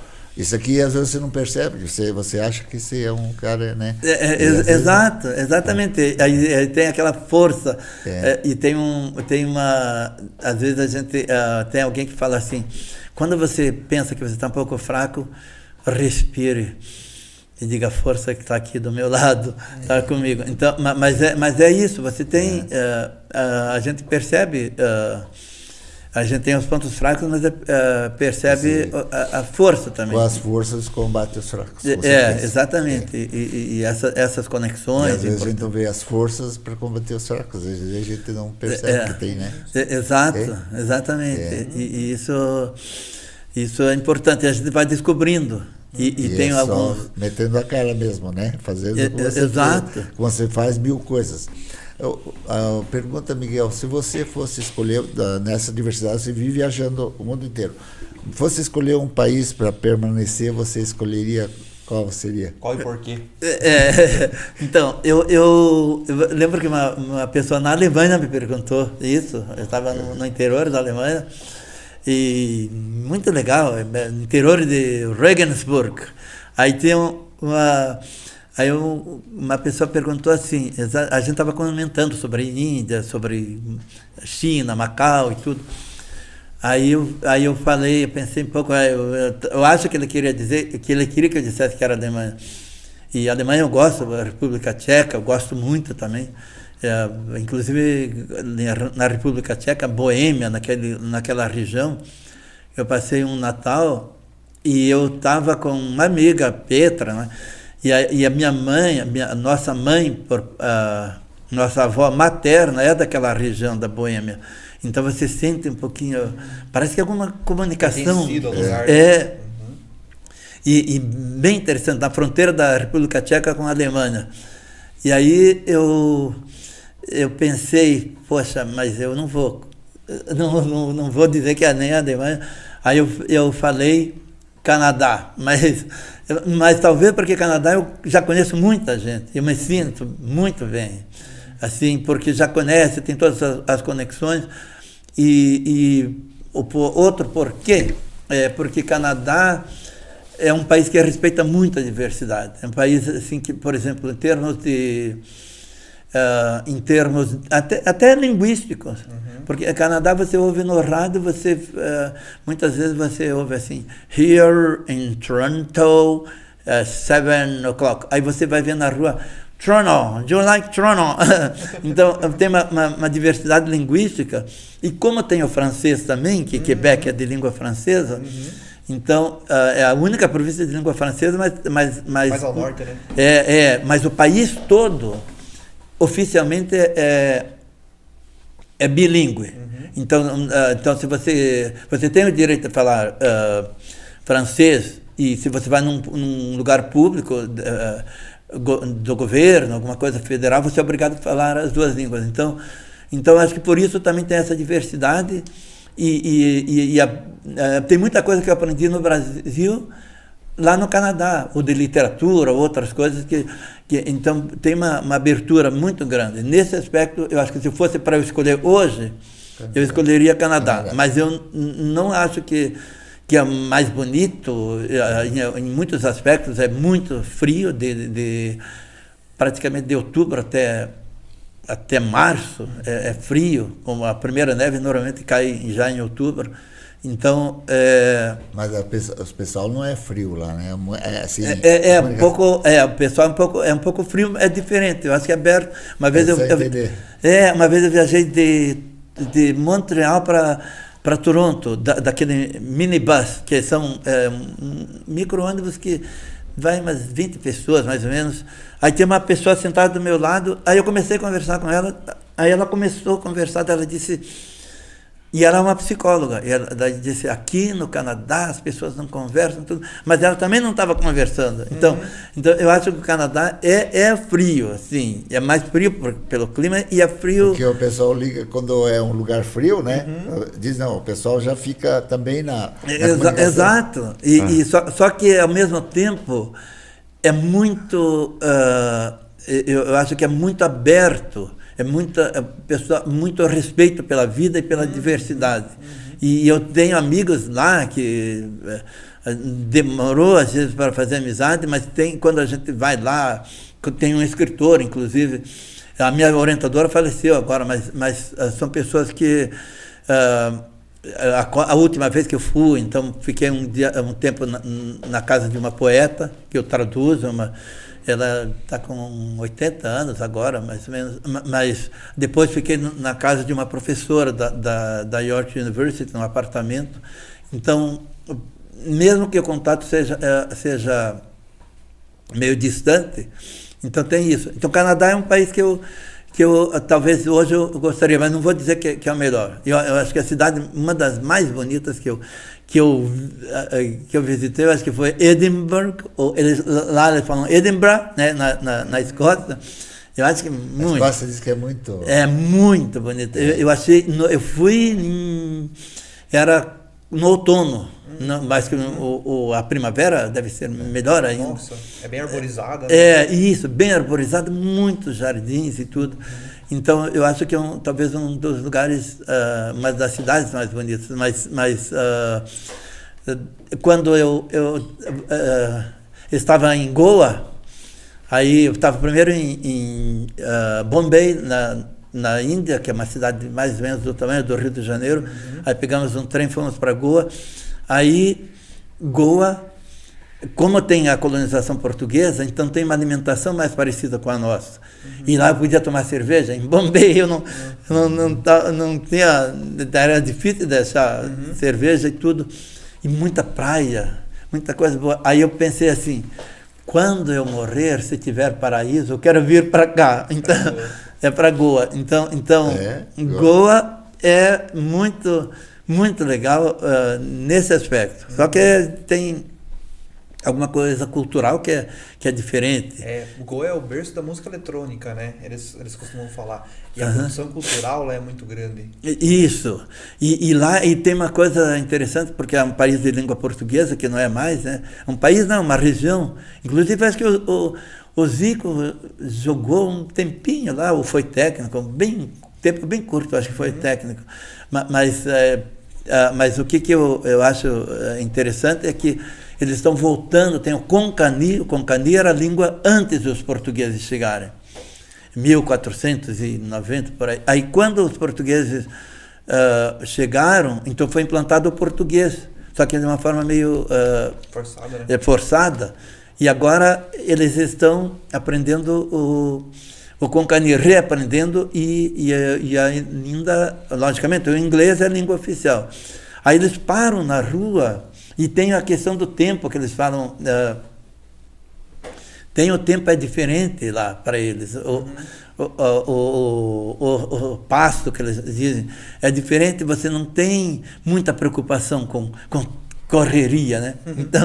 Então eles param na rua e dizem, você quer aprender Konkani? Aí começa a mostrar assim, olha, o alfabeto é assim, não sei.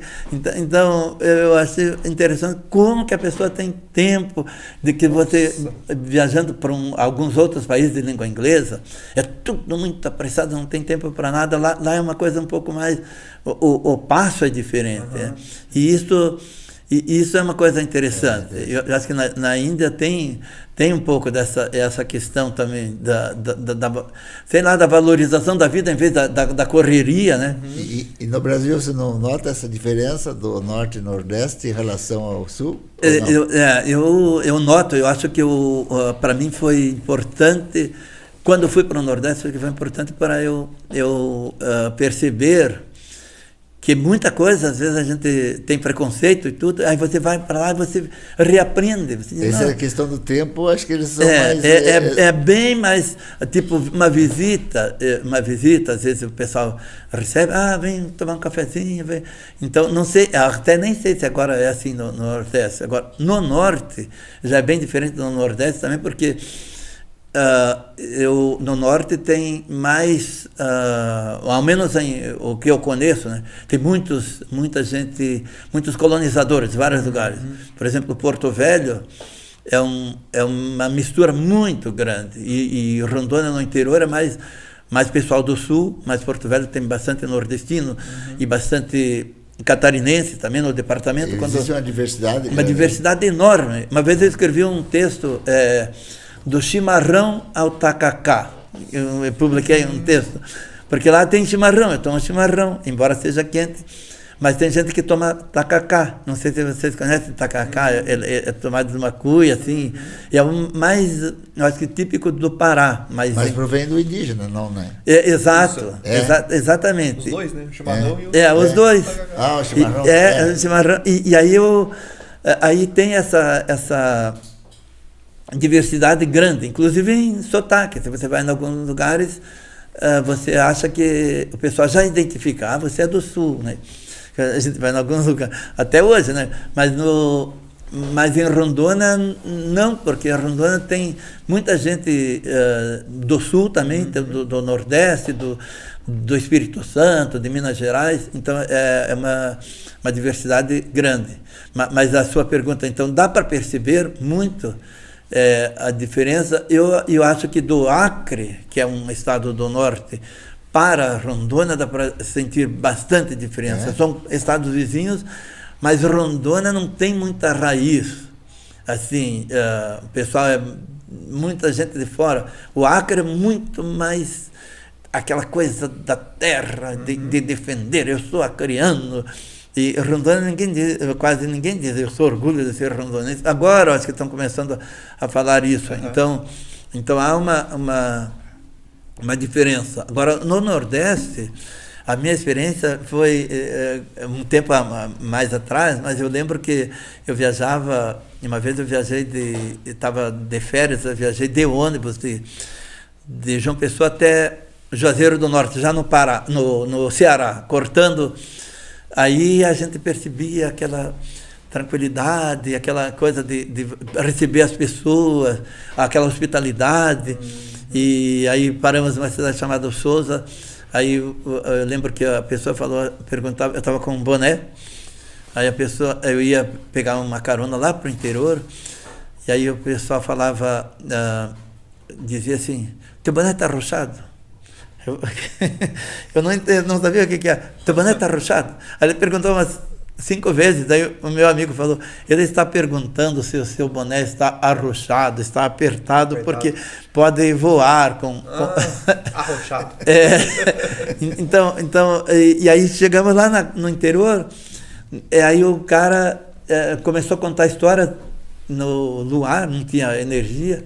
Eu achei uma coisa assim muito poética, muito legal, aquele tempo para poder contar histórias e tudo. É como vocês estavam comentando que deve fazer aqui, né? Isso, das águas.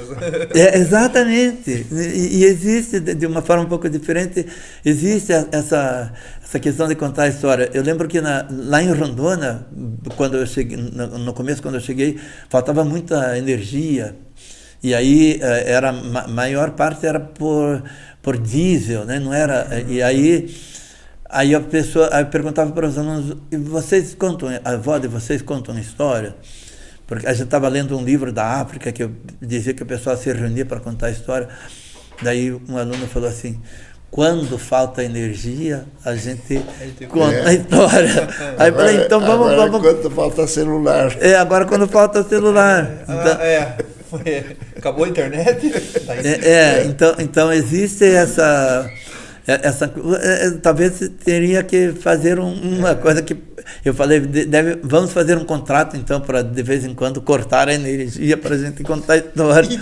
Que seja um período, né? Mas aqui um ponto bem interessante que eu acho que vale a pena a gente falar. A gente falava antes da questão da origem, né, do pertencimento e de histórias, né? Então, assim, você fez uma pergunta bem interessante lá, né? Que seu avô conta histórias, né? Eu lembro histórias dos meus avós, né? Mas agora eu fico pensando, né? Eu fui pai recente, né? Será que os meus pais vão contar histórias deles para o meu filho também? Então, assim, hoje a gente já está passando por uma... Porque a história, ela não para, né? Ela vai, né? Exato. Então, talvez o ponto que eu queira chegar é isso, né?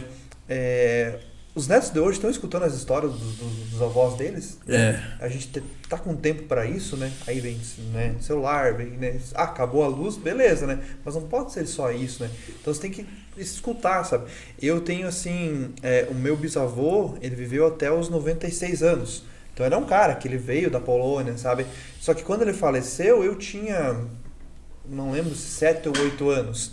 Queria ter 30 para poder, sabe, absorver todas as histórias dele. Ele contava histórias, eu lembro assim, vagamente. Porque com 7 ou 8 anos você não tá interessado naquilo, né? Você é uma criança que quer brincar e pronto, né? Jogar bola e pronto, né? Mas esse talvez assim seja algo que eu gostaria de voltar para reviver, sabe? E é a importância disso, né? De perpetuar a história também da família, né? A importância da conversa, do diálogo, né? Isso. Dentro da própria casa também, né? Muito importante. O Mário até mencionou a questão das origens da história, do pertencimento, né?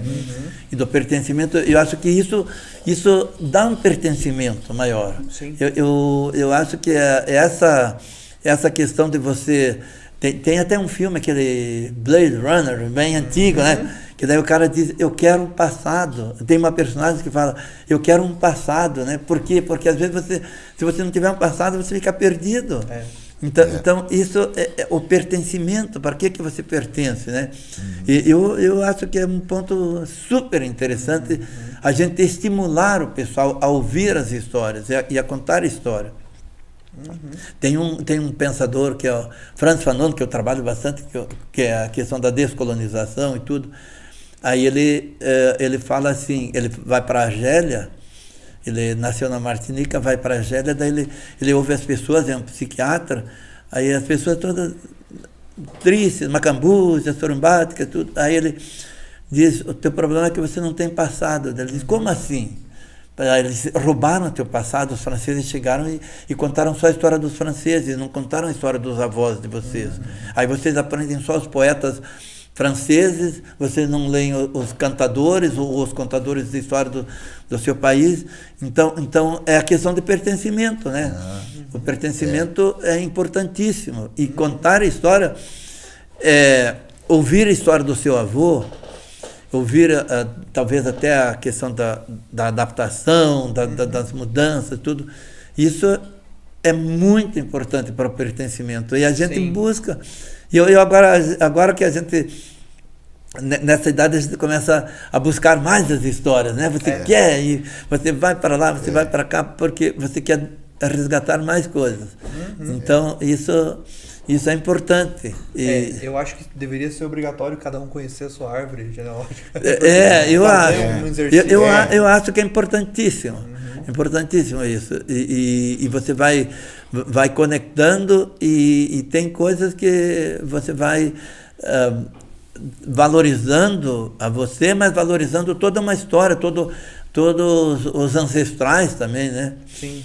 Essa cultura de valorização de quem veio antes, de quem fez antes. Às vezes você eu volto lá para o interior, onde eu nasci, que eu tenho a minha casa lá e tudo, daí eu fico pensando, é uma reverência a quem veio antes de mim. Sim. Então esse local e tudo mais, né? Isso é uma coisa que a gente, eu acho que deve incentivar as pessoas a cultivarem isso. Importante, muito importante. Quer perguntar? Não, pode ir. Christian, dentro disso aqui que você falou da juventude, das gerações novas, né? Eu acho, agora eu refleti, né? Esses dias eu estive num jogo do Curitiba, né? Aí você vê aquelas crianças nos ombros dos pais, aí eu penso, pô, é o senso de pertencimento. Às vezes até a torcida num time dá essa vinculação. É uma coisa interessante. Certeza. Né? É verdade. Fica, lá também, cada um tem, você é do Palmeiras, você é do... Sim, exatamente. Eu gosto muito de estudar antropologia e traz bem dentro do que é isso, né? Então a gente tem, por exemplo, assim, rituais de passagem, né? Que são a família presente, né? É o casamento, é a formatura, são esses rituais, né? E essa questão do pai levar o filho no jogo, eu acho que é muito legal, né? O futebol, ele é tão contestado, né? Porque ele tem o pró e o contra, mas ele é ele conecta, né?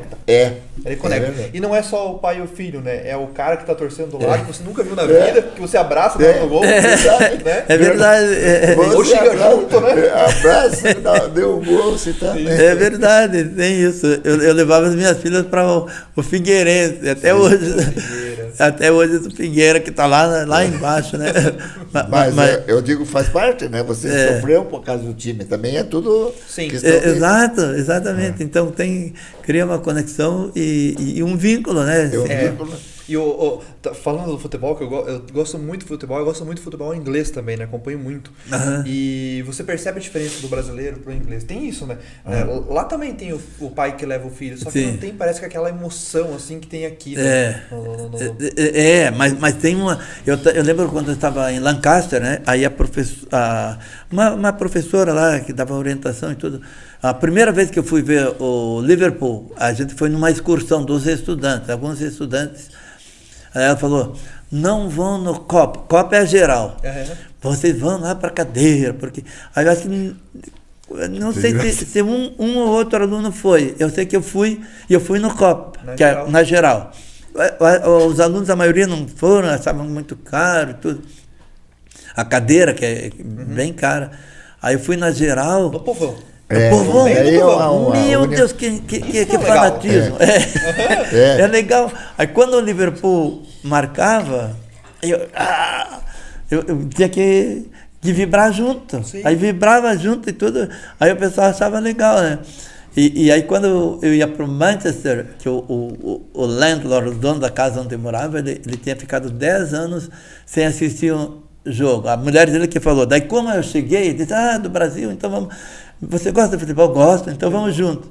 E ele era fanático pelo Manchester United, aí eu ia junto com ele. Aí eu já estava sendo do Manchester. No fundo, eu torcia para um outro time, que era o Newcastle. Porque na época jogava o Mirandinha. O Mirandinha era jogador do Newcastle, eu torcia para ele. Mas tem muita gente fanática, só que é um pouco diferente, talvez é ali dentro do estádio fanático, depois não tem, mas é um pouco frio, mas o fanatismo existe muito. O United tinha um jogador, né, nos anos 80, 90, que era o Eric Cantona, que era bem conhecido e ele era bem assim explosivo, né? Tem uma cena que eu acho que ele deu uma voadora num torcedor que tava xingando ele. Então ele era bem nesse estilo. Mas também era um cara que fora combatia o racismo, era um cara que ele tinha bandeiras assim, sabe? E ele ficou marcado porque ele era fanático tão quanto os Red Devils lá, né? Que eram a exato, torcida, né? Exatamente. Então tem essa questão. Eu sei que eu lembro o Mirandinha, né? Aí eu levava... Eu tinha muito jornal escrito, que hoje, infelizmente, tem menos, né?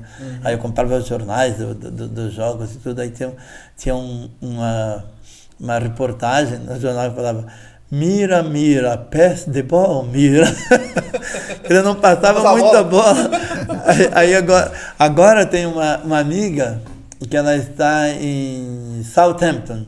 É bem perto de onde saiu o navio lá, que aconteceu aquele problema lá do iceberg, o Titanic. Aí a gente até foi visitar o Titanic, tudo, a última vez que eu estive... Mas também gosta da água lá, né? Não. Mas a gente desce também no porão. Desce no porão.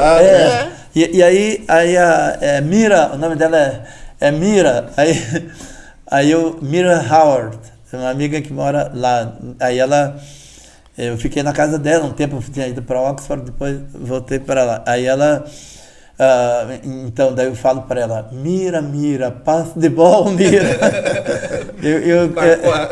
eu quando eu conheci ela, estava na Guiana, ela dava aula na Guiana e eu também. E aí a gente conheceu, aí depois eu fui para a Inglaterra, num evento da Oxford, aí ela me recebeu na casa dela e tudo. Mas agora, são coisas mais recentes. Mas não é do tempo do Mirandinha, mas eu fico falando, ela entende. Eu contei para ela da história, aí ela faz um gesto que está chutando a bola. Mas pelo menos está conectada, né? Com o Mirandinha. Exatamente. Mas você falou em Guiana, você foi adido na Guiana, né? Foi... adido cultural, junto à Embaixada do Brasil, porque eu... Sou contratado pelo Ministério da Educação, né, professor da Universidade Federal. Aí teve aí fiz a inscrição e tudo, eles selecionam o Ministério das Relações Exteriores. Então daí fui a Brasília, aí tipo uma negociação. O Ministério das Relações Exteriores empresta alguém do Ministério da Educação. Aí fui em Brasília para a seleção e tudo, aí tinha 2 países, África do Sul e Guiana.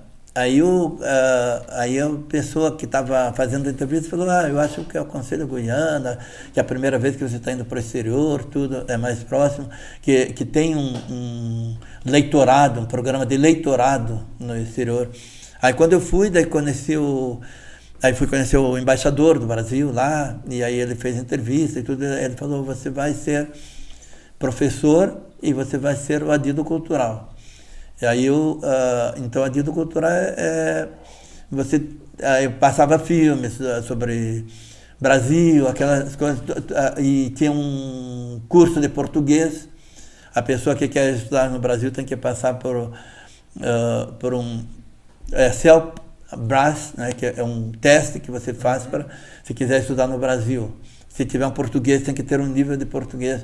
Então a gente fazia isso também. E eu dava aula de português na universidade, UG, University of Guyana. Então lá eu conheci muita gente importante de fora do Brasil, mas que tinha nascido lá, escritores e tudo, quando tinha eventos. E para mim foi importante, inclusive Macunaíma, que é um livro bastante conhecido na literatura brasileira, o tradutor é um britânico que morou muito tempo na Guiana e deixou algumas esculturas lá. Então, teve uma conexão muito importante. Quando uma vez eu fui para Lisboa, e eu estava na Guiana e tinha um evento sobre Caribbean, ou being como se fosse ser. Eles fizeram a junção das palavras para literatura caribenha.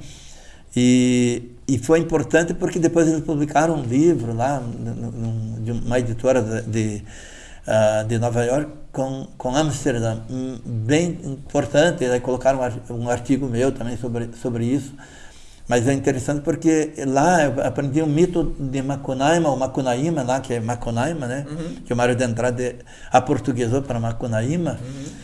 E eles têm essa questão do Deus Macunaíma, né? Eles rezam para o Deus Macunaíma e assim por diante, que é o Deus da criatividade e tudo mais. E que a gente vê Macunaíma como aquela figura meio, né? Só perversa quase, né? Então para mim foi importantíssimo.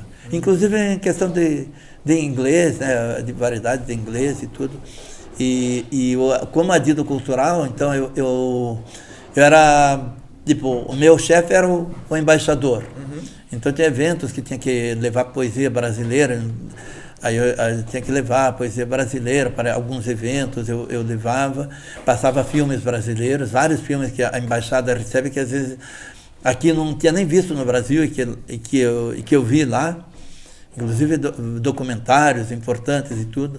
Então isso para mim, mais uma vez, eu acho que me ajudou a repensar o Brasil. Então a gente sai, às vezes as pessoas dizem, ex-alunos falam, eu quero sair do Brasil Eu digo, saia, mas saia para repensar o Brasil também. Essa é uma pergunta que eu queria fazer, que eu acho interessante, né? Tem muita gente que deve estar ouvindo, deve estar vendo, vai pensar assim, pô, meu sonho era conhecer, né, Londres, enfim, né? O que falta? Qual que é a dica para essa pessoa aí? Isso é importante. Tem. Muito bom. A primeira, dinheiro, claro. a primeira dica, aquilo que eu acho que eu falei no início, quero ir para a Inglaterra. Coloquei colocar. Exato. Você coloca na parede, ou na mente e fica direto. Exatamente. Você prepara a mente, esteja preparado com a mente. Por quê? Porque de repente está passando ali e você não vê. Então, como alguém falou esses dias, eu vi, acho que vocês devem ter visto, alguém disse, a minha alma gêmea passou, mas eu estava olhando para o celular. Então, você não estava concentrado no seu objetivo. Perdeu o foco. Perdeu o foco. Então, quando você tem um foco, aquela frase que eu coloquei quando eu estava lá em Schroeder, quando eu comecei, aquilo foi importante para mim. Isso é uma questão. Outra questão é você começar a olhar.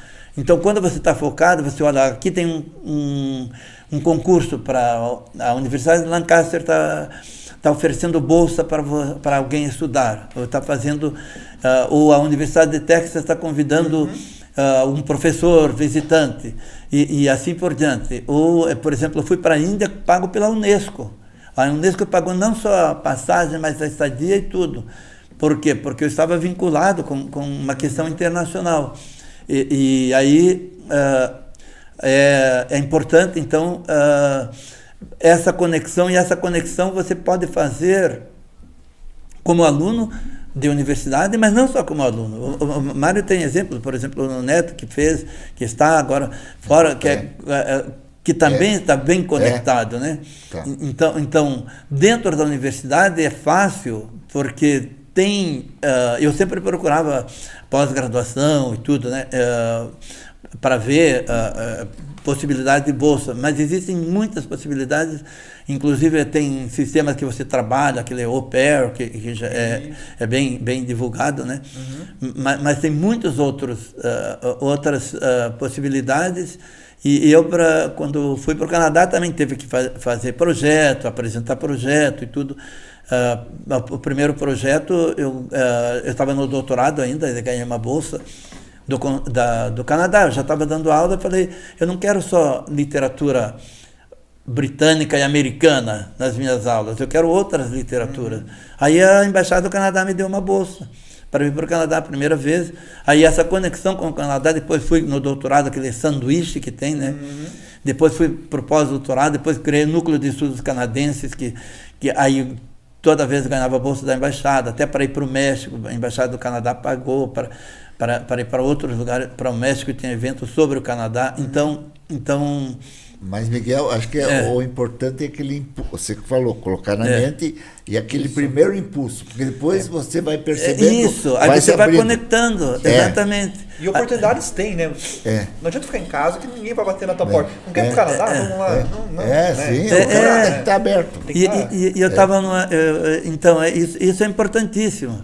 Eu lembro que eu estava no Canadá, estava uma vez andando por uma feira, aí tinha a feira de pequenos editores, aí encontrei um editor, e eu falei, eu tenho um livro aqui, a gente acabou conversando, ele editou meu primeiro livro é Folhas Mortas, livro de poemas, e ele colocou todas as folhas do Canadá, folhas mortas do Canadá, tem o maple, né, diferentes tipos de maples, o oak, que é um tipo de carvalho e tudo, e aí depois eu conheci a mulher dele, que é essa poeta, ele faleceu já, o editor, que é essa poeta que eu até hoje vou, que ela me recebe na casa dela, uma casa fantástica, em London, numa cidade perto de Toronto, mas no centro da cidade, ao mesmo tempo rodeado de árvores e tudo. Nossa. Então foi uma oportunidade que... Mas eu digo, essa questão de relacionamento, networking, que a pessoa fala, né? Você hoje, se for contar, tem em todo mundo, né? E isso é uma coisa, você começa Você começa pequeno, vai indo, daqui a pouco vai mais e vai se estendendo, né? Em progressão tipo geométrica. Eu vejo que né? ele mora em Campo Alegre, mas vive no mundo. Exatamente, é isso aí. Exato, isso é importante. E é importante que às vezes você não está, aquilo que a gente estava conversando antes, você não estava nem pensando nisso. Aí de repente aparece a pessoa. Mas você, dá o primeiro passo. Tem que dar o primeiro passo. Dá o primeiro passo. Como essa poeta, até hoje, que eu vou para o Canadá, eu estou traduzindo livros dela e tudo. Ela participou de um evento online há pouco tempo, acho que uns 2 meses, participou com a gente de um evento online e tudo. Aí o pessoal diz, nossa, mas como que você tem contato com uma poeta famosa lá? Mas a primeira vez você tem um congresso, você começa a conversar. Então, essas coisas são importantes. Tem uma autora que, não sei se na história vocês leem, mas ela é bem famosa do pós-modernismo, que é Linda Hutcheson. Ela é da Universidade de Toronto, já se aposentou. Ela foi a primeira pessoa que falou sobre literatura canadense para mim. Aí, uma vez eu deixei o livro que foi editado no Canadá, eu deixei lá para ela, e ela... Depois cheguei na estante dela, aqueles professores que tem aquelas estantes, aí meu livro estava bem à vista, eu fiquei muito, muito feliz. Aí chegou uma professora do Rio Grande do Sul, uma amiga minha, ela disse, eu fui para um evento e eu vi a Linda Hutcheson passando. Eu falei, e eu quando vou para o Toronto, eu tomo café com ela. Aí o pessoal diz, você gosta de inovar, mas é verdade. Mas tem que... É verdade, acontece isso. Claro. Então, agora eu acho bacana, né? Por exemplo, ele tem um livro que veio uma médica lá ela tirou foto de todo o nosso... Aqui. Isso. E você publicou no exterior, né, também? Sim, foi publicado. Esse tem em inglês e tem em espanhol. Inclusive no Canadá. Fotos daqui do nosso interior? Esse aqui foi fotos do interior, inclusive tem da nossa casa e tudo. E foi a prefeitura de Campo Alegre publicou, na verdade, foi premiado entre projetos. E daí eu me lembro que numa... Desculpa, pode falar. Sim, não. Não, desculpa interromper, mas só que você coloca poesias aí no meio, né? E daí eu me lembro que ele foi até o Robson, né? Que ele, do teatro, né? Convidou para num colégio ali, né? Exato. Daí poesia, daí você começou a dizer que você consegue por palavras. Achei bem interessante como é que é. Exato. Você coloca... Porque às vezes a gente pensa, não, mas poesia é uma coisa tão fora da realidade. Na realidade está dentro. Daí você pode jogar uma palavra, por exemplo, eu jogava mata. O que é mata? O cara relaciona mata com alguma coisa. Agora uma rima com mata, cascata, coisa assim por diante. E a gente fazia brincadeira com os alunos. Acho que foi na biblioteca, né? E aí o pessoal criava coisas, dizia, olha, tá vendo como vocês estão criando? É possível você criar essa relação, pensa numa palavra, ou você joga uma palavra para alguém, de repente tem várias conexões e várias possibilidades de criação. Então, esse livro quando a gente está falando em oportunidades, né? Aí essa médica, Verônica Barreto, eu tinha conhecido ela quando eu fazia mestrado, ela fazia medicina, e depois eu mantive o contato. Aí uma vez ela postou que está aqui sobre Palmeiras, lá do Nordeste. Aí eu escrevi um pequeno poema sobre Palmeiras, aquelas árvores elegantes. E aí ela disse, nossa, eu gostei do teu poema. Aí eu falei, vamos fazer um livro, você faz as fotos e eu faço os poemas. E ela achou que era brincadeira, e no fim deu certo. Então uma coisa de uma brincadeira. E aí foi a prefeitura de Campo Alegre que patrocinou, premiou, né? Foi um dos projetos premiados. E depois eu já lancei fora do Brasil, inclusive em língua espanhola, em língua inglesa, no Canadá já foi lançado, só não foi lançado. Eu quero ir para a Guiana também, levar esse livro aqui na Guiana, que eu tenho um livro de contos que é bilíngue, e nossa, na Guiana o pessoal depois levou para a universidade e tudo, então foi um lançamento. Tinha um brasileiro que era um empresário lá na Guiana, ele patrocinou tudo, e no mais bonito café. Aí ele chegou, daí ele mesmo patrocinou, aí comprou 50 livros. Eu falei, mas como você vai comprar 50 livros? Aí ele foi distribuir para funcionários dele, ele tinha vários filiais, até uma filial nos Estados Unidos. Então eu sou grato também ao pessoal da Guiana, e eu vou, ainda é um compromisso de eu levar esse livro em inglês para eles também. Aí fica a próxima meta, né?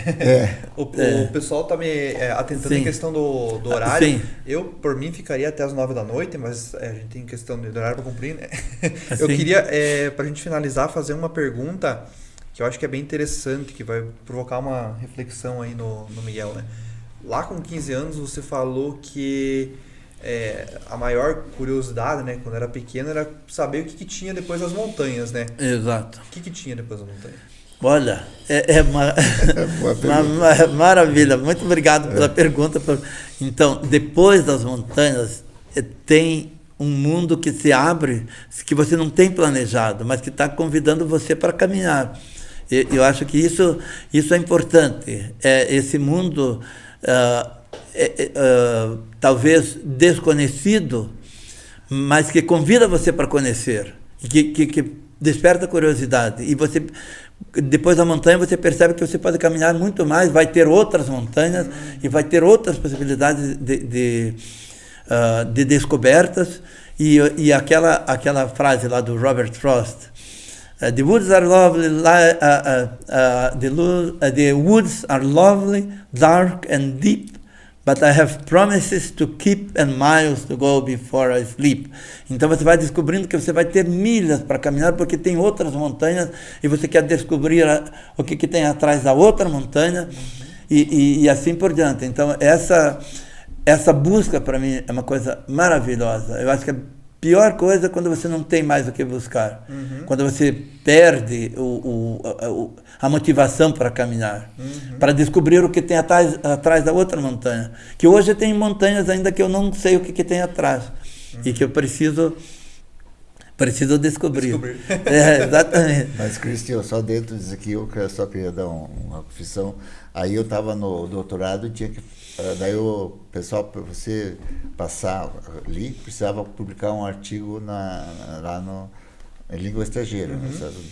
Aí eu pensei, puxa, eu tinha só um mês. Eu já tinha... Falei com o Miguel, não é que ele conseguiu publicar nenhuma.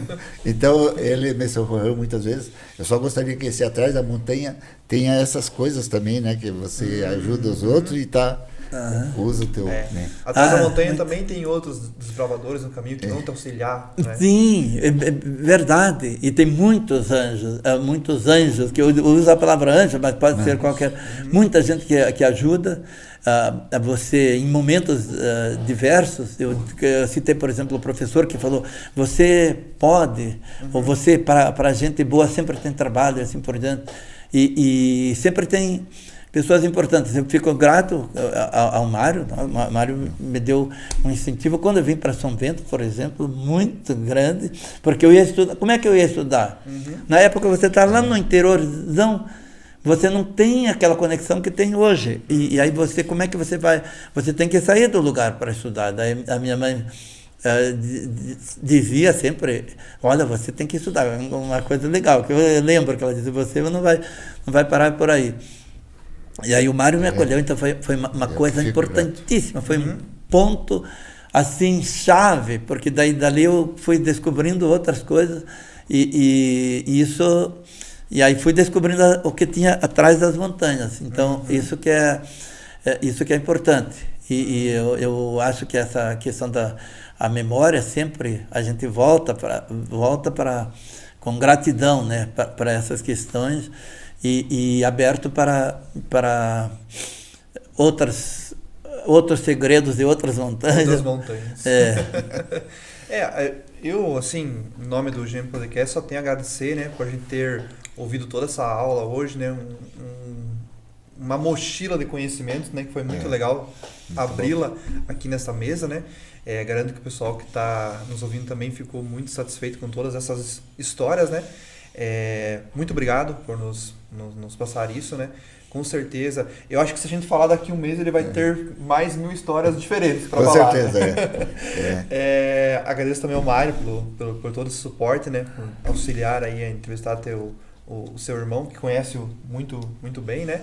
E eu queria concluir fazendo provoquei o Miguel e eu queria provocar o pessoal que está nos assistindo, né? Lá em Schroeder, o Miguel tinha no quadro dele, né? I want to go to England, né? Eu quero ir para a Inglaterra, né? O que está escrito no teu quadro? E o que falta para você realizar seu sonho, né? Então, fica aí esse questionamento e essa resposta acho que só você vai ter, né? E é isso aí. Então, a gente deseja uma boa semana a todos, né? Um bom dia. Agradeço novamente pela presença aqui, já com o convite de retornar, né? Beleza. As portas estão sempre abertas, né? Obrigado. Muito obrigado. E é isso aí, pessoal. Um abração aí. Até a próxima. Valeu. Obrigado. Muito obrigado. Um abraço a todos. A todos.